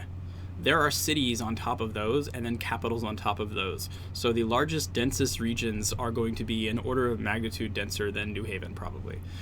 I don't know the exact answer to it yet because a lot of it has to do with our integration with our backend technology, Spatial OS. A little bit of news, a little bit of information for you guys from an engineering standpoint. Having a backend like Spatial OS is actually really important for us. It allows us to create a world that could scale out virtually infinitely. I mean, we can make the world as large as we want to. However, there isn't a technology really at this point that makes it so that you can get more people in a confined area. That's still a function of latency, and it's a function of when you have a large number of people in an area, they all have to be informed or notified of everything else that everybody else in the region is doing. And so while the world can be, massive, 100,000 players minimum that we're looking at trying to get in the world, trying to fit those all inside of a neighborhood would not work. It's never going to work, not with the technologies that we exist today. So how dense the settlements are going to be is actually a large function of play testing and stress testing, and then we will have to update our designs and lower the population requirements and manipulate the settlement rules a little bit in order to encourage or to discourage people from gathering in areas that are more or less populated than that. So I don't know the exact numbers yet, but I do know that New Haven is not by any stretch of the imagination the most populated area in the map. No way. Next. Okay. I think that doesn't really look like a follow-up question. Back to Reddit then? Yes, back to Reddit. For civilian settlements, we know that a county will have something like 4 towns and 4 villages, 1 city, 2 towns, 2 villages, and 5 hamlets. How many and which types of military settlements could a county have? So a couple things on that. We earlier gave estimates on what we would like to see in terms of the sizes and number of settlements in each of the different counties. And while those are mostly preserved, one of the things that we're keenly aware of is that not all counties are created equal. Given the size of the map and the population that we plan to have in terms of players, it's fairly quick with a little bit of math to realize that it's impossible for every single county in the world to be as populated as the numbers that we gave before. There's just not enough players in the world. And so what we anticipate is that much like in our world, there will be counties or regions that are very, very large that have a very, very sparse number of people in them, in which case that county may have 1 settlement or no settlements. It might just be an open range and all the count owns is a lot of land there. On the other hand, there could be much smaller counties which have almost back-to-back settlements, sprawling regions, something like the metropolitan area of Los Angeles or, San Francisco, where there's almost no distinction between one settlement and the next, other than the fact that they're politically different settlements. So we really don't know the answer to that yet. There's some confusion in Discord. We love It confusion. confuses me that KOE would not have an effect on changing the output of a town, but they are saying But if they're saying we come in with a preset town, that does not make sense either. I'm not sure the grammar, but let me clarify. So Kingdoms of Elyria allows you to change the scope and size of your settlement, because that's kind of one of the points of that. What I want to point out, though, is that there are a couple different things here. There's settlement selection, which is the first thing that we do. And settlement selection, you say, I want this settlement, I know that the settlement is this size, these are the resources they have, and things like that. Kingdoms of Elyria comes after settlement selection, so then you can use that to kind of change and grow the size of your settlement through the Kingdoms of Elyria game. And then there's exposition, which is when you actually get into the world and are moving around with your character, and that's when you actually use your EP, that's one of the main places where you're going to be able to use your EP store to go in and build additional buildings and things like that. So it's important to note that there's a timeline here. But yes, Kingdoms of Elyria, it's our goal that you absolutely can build up and change the size of your settlement through the things that you do. But it's different than... But it's not the same as the same as exposition. exposition. Right. In Kingdoms of Elyria, it's largely going to be a numbers game. Like, you might see a concept of your settlement or something like that, but there's no specific neighborhoods or maps or things like that yet. And so I'm growing it in terms of the size of the domain or the size of the settlement, in terms of the number of parcels and what the food supply is and things like that. But only when you get into exposition will you actually have an opportunity to lay down those buildings and stuff like that you want, at least at this point. Van says you're a she-devil. Van? Great, thanks. If that's the As Van... in our Van? It's not that our our It's Van? not. We do have a character artist here named Van, but no, this is Does putting up buildings affect terrain around the buildings? just putting up buildings affect the terrain around the buildings. No, not beyond the foundation. Yeah. So, if you've got a slight hill, if you've got a slight hill and you put a house on it, it'll add, similar to our world, you might see a larger concrete found or a larger stone foundation in certain areas than you would elsewhere to help flatten it out for you. So we don't require you to raise the land or put in supports necessary. It actually happens as part of the laying of the foundation, but it's not the same as terraforming, and it won't cause the hills and stuff around you to change. What is the closest distance between any given settlement? Say 2 settlements close enough for someone to wave to one another. Well, I mean, that will depend again on the way that the settlements are laid out. So if there's a particularly populous area that has a bunch of cities that are all sort of pop up near one another, then maybe if you're right on the edge of both towns, they'll practically sprawl into each other. Theoretically, I mean, you've got 2 settlements that start some distance from each other, and as long as there's enough resources in the area for them to grow towards one another, I mean, the only thing that would differentiate those 2 settlements at some point is which parcel of land they're on. And if you have 2 settlements that have parcels of land on either side that come up against each other, then the 2 settlements can literally be neighbors to one another with no distance between them. Yeah. Like Dallas. At that point, you're very contentious over the resources, though, and it would probably make sense at that point for the settlements to come to some kind of an agreement to kind of become a larger settlement. But Are we going to be revealing any numbers regarding the changes to kingdoms? we weren't until you said that. Well, there's no way for me to ask that without... I blame Sanguinish. Who said that? Who asked that? Sanguinish. Puppet Master Caspian, animator of man. What do you think? We can tease them No, and Puppet say Master no. Caspian, Oh, animator Puppet of Master. man. I mean, we have animators. Actually, animation's like my worst skill, so let's not go with animator. I think Vi needs some water. Are you thirsty? I have a little bit. Why? Are you licking your lips? I know I am, because my lips are like chapped now. My lips are dry. Hmm. No, we're gonna still work on that a little bit longer, and Yeah. then we'll announce stuff when it's ready. Yeah. It's, Oops. My bad. Actually, no, that's Sanguinish. oh, we'll talk Sanguinish later. Yeah. Tree cities or underwater cities? Now you're talking more about biomes and tribes. Underwater cities, no. Tree cities, it's very possible. Yeah. By the way, for those of you who don't know what's going on, our AV guys keep asking us questions also. Oh, yeah. Somebody named Seismic Puppet on Twitch says they're not into Caspian being a puppet master. That's okay. Hashtag I'm afraid. I'm not really into Puppet Master either. Okay. I'd rather be the creator of life, not the controller. I'm not really a Geppetto type. Thunder Fury Thunder Furry. Important distinction. That's not a settlement question, so I'm gonna table that. All right. What 'Cause what they are we keep at asking. time wise? 1:37. Yeah. All right, we're Couple- coming to the end, so Couple let's more see what we got. questions. Yeah. Do we have anything else on Reddit? Janza, that's gonna be tabled for now.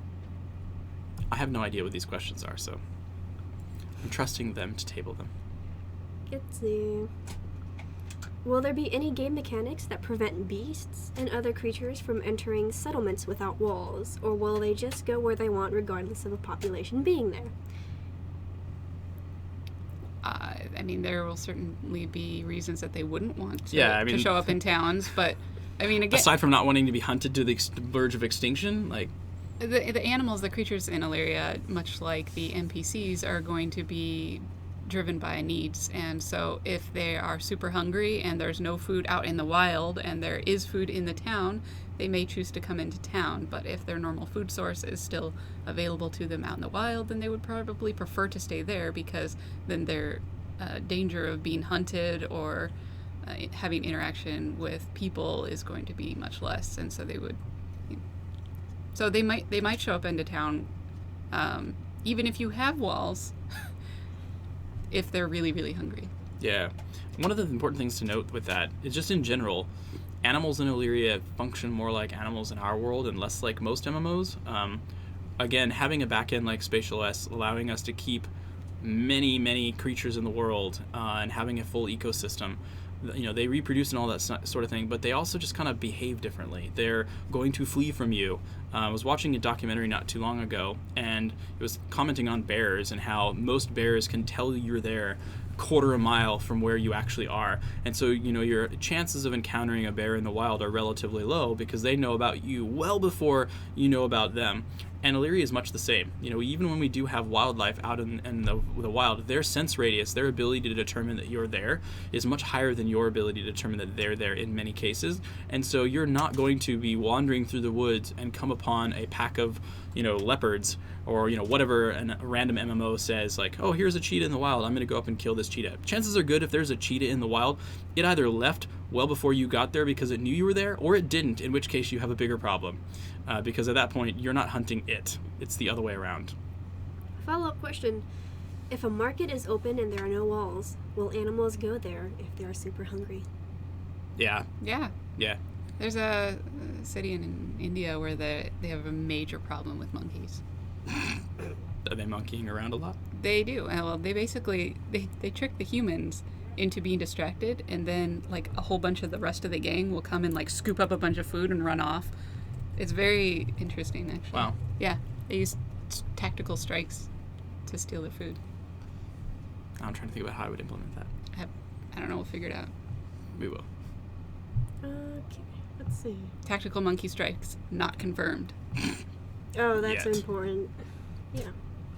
Will we be able to use EP to benefit our cities instead of just ourselves? And if so, in what ways? Oh God, I hope so. Yeah, the intention is that you use the EP to benefit your cities and not yourselves. Exposition is not just the game starting 3 months early. It's not that at all. So, if you go into exposition and you are simply just building yourself the biggest home and you ignore your settlement, you can have a bad time.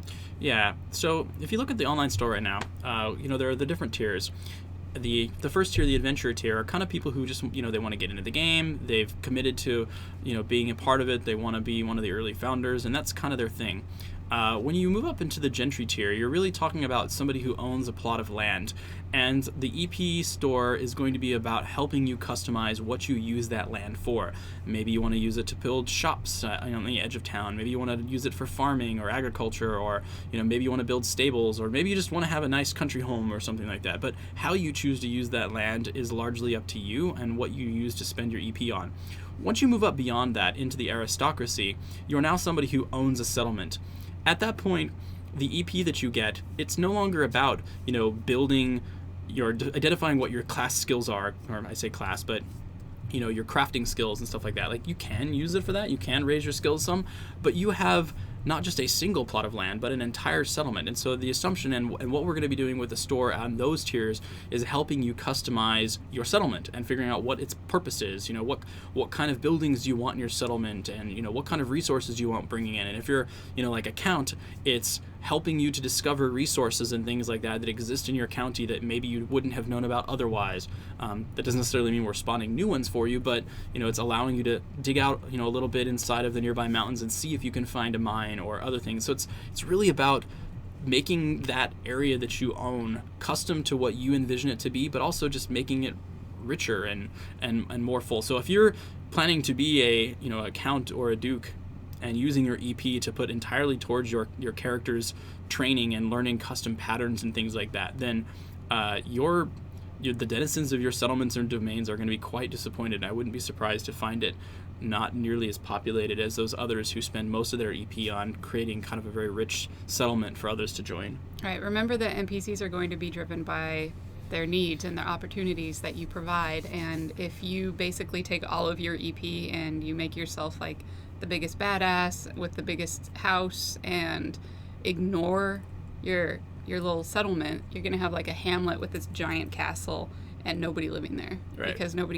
you're not going to have provided anything for people to want to be there, which means that you will have no money because you will have nobody paying you taxes, which means you will starve and need to move to a different city yourself. Yeah, you'll because be leaving your castle. There's no food there. So you would be really setting yourself up for a bad time if you don't create some sort of economy in your region that will help sustain what you want for it.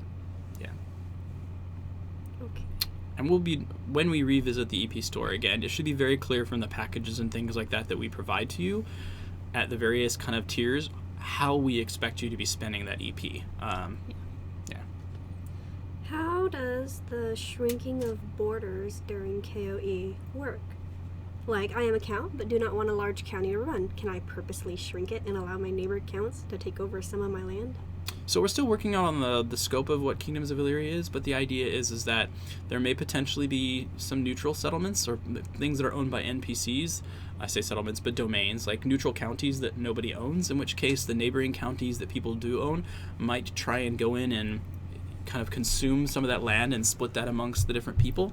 And then there is also the assumption of finding ways to do casus belli and claiming ownership of the nearby regions, and then effectively doing invasions. And like I mentioned earlier, there's going to be a reason for people to play who aren't the counts, dukes, barons, and kings, because if you're going to plan to do an invasion, let's say you're a count and you want to invade the nearby county, you need numbers to do that. And so while Kingdoms of Elyria is largely a numbers game, it requires the citizens of your county to basically go in and go, yes, I'm going to participate in this military struggle. And if you don't have people that you've invited from the forums and friends and others who are putting their weight behind your effort, you're not going to succeed. So you are still going to need all of the players in Kingdoms of Elyria to join you. Everybody should be involved in that. I'm going to take a quick opportunity. I don't know how many people who are going to come to this website, see this video, who aren't already involved in the community. But in the off chance that somebody does watch the video for the first time and they aren't familiar with what's going on, just very briefly, we are still, a year or more off from the launch of the game. But there's a lot going on in the community right now in terms of kingdom buildings and counties and duchies, and a lot of not RP, but there are alliances already being formed and things. So you might hear us talking about the counties and duchies and kingdoms, and inside of our Discord there are these people who hold these noble titles.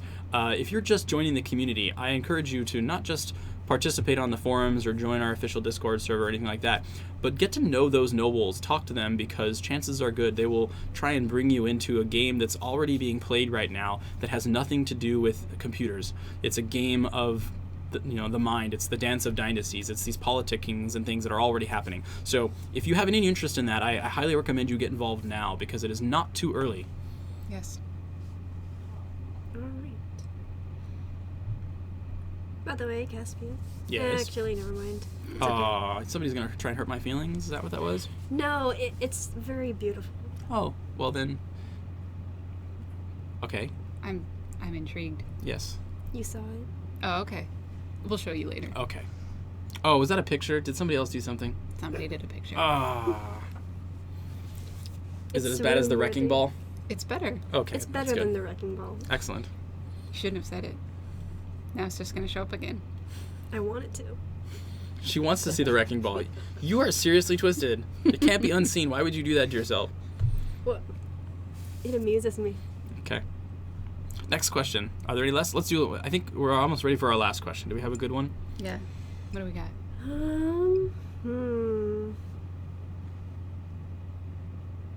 There's quite a few questions. What will settlements look like in different regions, aesthetically speaking? So generally the settlements are going to be built out of the resources that are available in that biome. So we had our last Q&A was about biomes, and we listed them off, and you wouldn't expect that there would be a nice wood manor house in the middle of the desert, because there's not a lot of trees there. But you would expect to see something made of stone, or maybe a mud type of thing if they're able to create that. So you're going to see things that will vary depending on their look and feel based on the different types of resources that are available in the biome. And when we release some more information about the tribes in the future, then we also want to include at some point the architecture examples from that tribe and that biome that will help to reveal even further more information. The stuff that you see in the screenshots right now is based off of one area that we're working on in the prologue that is one biome, really. It's like a lower montane forest, and there are a couple different tribes that would live in that region. So not everything is going to look like that, which is essentially some sort of Germany/Pacific Northwest kind of forest, temperate rainforest sort of thing. Yeah. Not everything's going to look like that when we actually get down to brass tacks, and we'll reveal that when it's ready. Yeah. And I think we are very excited about the tribe stuff. I would like to share that with you as soon as we can, because I think the progress that's been made on the tribe stuff recently is very good. Yeah, we're not going to hesitate on releasing that stuff. But there's a lot that goes into the tribes. There's a lot of balancing, making sure that the rigs and animations support all the different things we're planning to do with the tribes, making sure that the cultures for them are well defined and compatible. When we even have our composer working on soundtracks potentially for the different tribes to help you connect with them on an emotional level. We got some really cool stuff coming up with the tribes. So once we get to a point where we can start sharing those, we will. It's highly unlikely we will share all the tribes with you at once. I think what we'll probably end up doing is just a high-level conversation about the tribes and their function in the form of a Q&A, and then we'll probably do a regular or gradual reveal of all of them.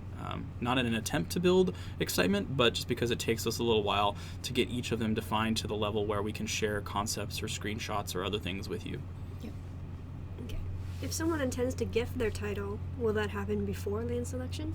That is a good question. It's a great question. That is a very good question to end on. So one of the things that recently we've been working on is on identifying not only the order of the things that need to be done in, but also making sure that the policies and things that we've set up for transferring of titles, purchasing gifts for other people, and refunding your not refunding, but returning or replacing your title with EP. Converting EP, that was the term.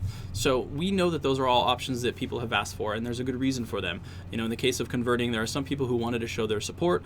They wanted some of the things that existed inside of a titled tier, but not everything. So maybe they wanted the design experiences, but they didn't want to be a count, or something like that. So being able to exchange that is something that we want to allow people to do. At the same time, we know that some people want to be able to just buy packages for other people and gift it to them so that they can also join them in exposition, or so that they can, you know, join them in a neighboring settlement. But one of the things that people have asked us to be able to do is, if I buy a higher level tier, let's say I buy a duchy, for example, and I want to be able to exchange my county or turn that in to somebody else, effectively let them manage my county, is that something that can be done? And what we ultimately said is that is something you can do. We understand that there is a responsibility that comes with each of these different domain types, and that you might choose to keep your settlement inside of a county that is managed by somebody else while you continue to manage the duchy at a high level. And of course there are varying combinations of that can exist. But as we've been working on the system and kind of getting it ready for settlement selection and stuff like that, one of the things we've realized is it makes absolutely no sense, due to the order in which we are allowing people to pick their settlements and domains, to allow people to do that before settlement selection happens. Because all of the different tiers of settlement selection have to happen at once. So for example, if you're a king, you pick the kingdom of the kingdoms that you choose, then you pick the duchy within that's going to be yours, and then you pick the county, which is yours, and then you pick the settlement, which you feel like is your county, duchy, kingdom seat. Until you've selected all of those during settlement selection, you haven't selected or locked away any of them. They all have to be done at once. So allowing you to gift or to transfer a lower level title would mean that you're picking your kingdom, you don't pick your duchy, or you pick your duchy but you don't pick your county, and then you pick the settlement, and then someone else comes along later and picks the county that's yours, and it doesn't make sense. So ultimately the conclusion we've came to is, if you're planning to transfer one of your titles to somebody else, you still can, but what's going to happen is in your settlement selection order, based on your title and based on your total influence, you will pick from the highest title you have all the way to the lowest and lock those in.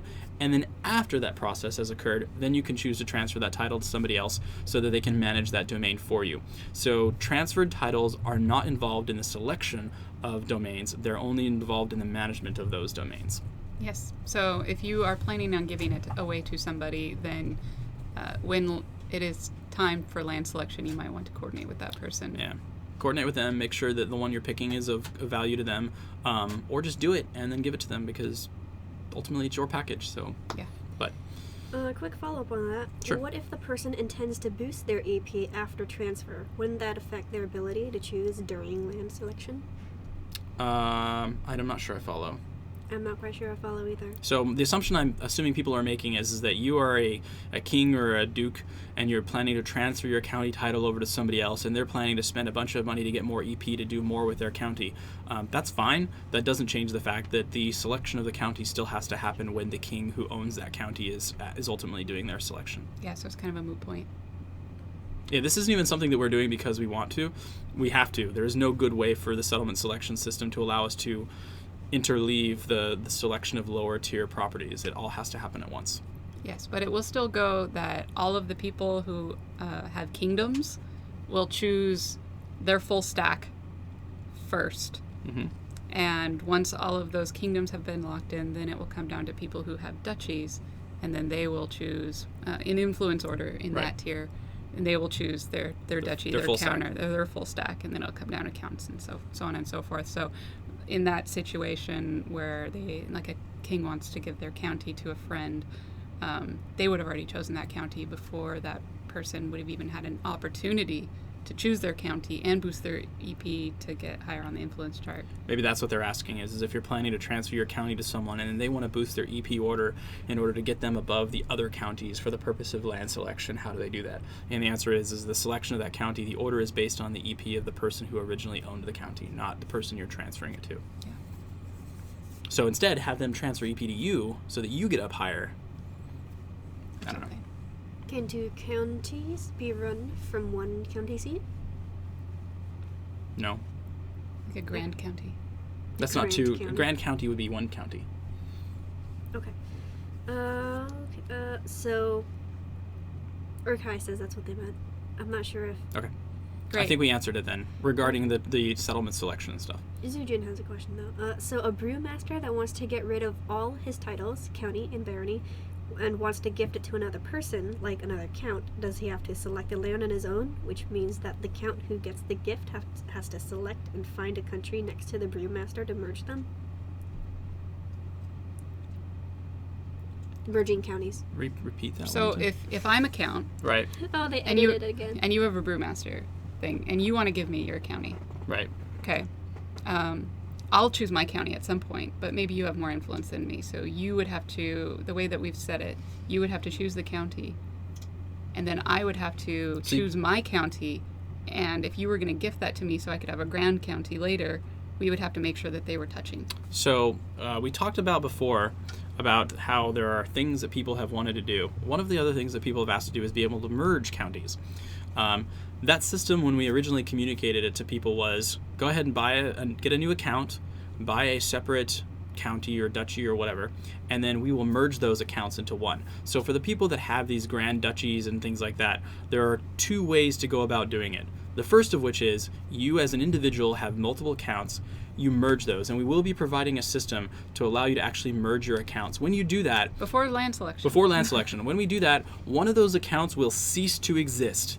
Their forum posts, everything will be transferred over to your account. So 1 account will come out of that, 2 accounts will enter, 1 will leave. So if you're planning to merge accounts with a friend, be aware that that friend will cease to exist for the perspective of the game upon merging. That system is designed to allow you to merge 2 accounts, not you and a friend.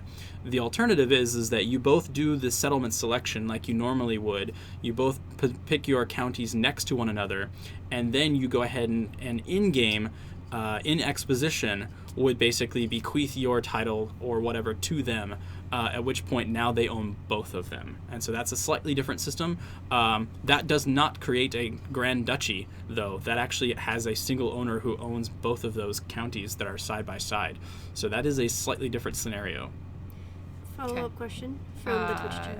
How does a count ensure they have adjacent counties with the one they will be transferred to them? You pick them at the same time, or very close to one another. Yeah. There So- you go.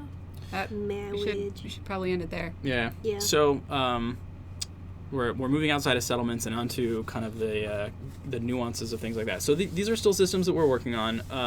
There are a lot of edge cases that we need to work with people on. We want to make sure that they have the ability to do the things they want to do, but we have to be careful because this is one of those things where we could spend weeks or months adding new ways to allow you guys to combine and move packages and titles and things amongst one another, just so that your specific scenario that you want to do will work. And we can only do that to some degree. We can't cater to everybody's specific needs. So we want to make sure that people understand what our goals are. Our goals are to allow you to merge accounts with yourself, to transfer titles that you no longer want to other people, and then also to refund titles that you don't want in exchange for EP. Beyond that, we can't really make any guarantees yet. We'll do the best that we can, but those are the things that we've committed to at this point. That is all for our questions today. Thank you guys for joining us. We always enjoy the opportunity to kind of talk with you guys about the things that are interesting to you.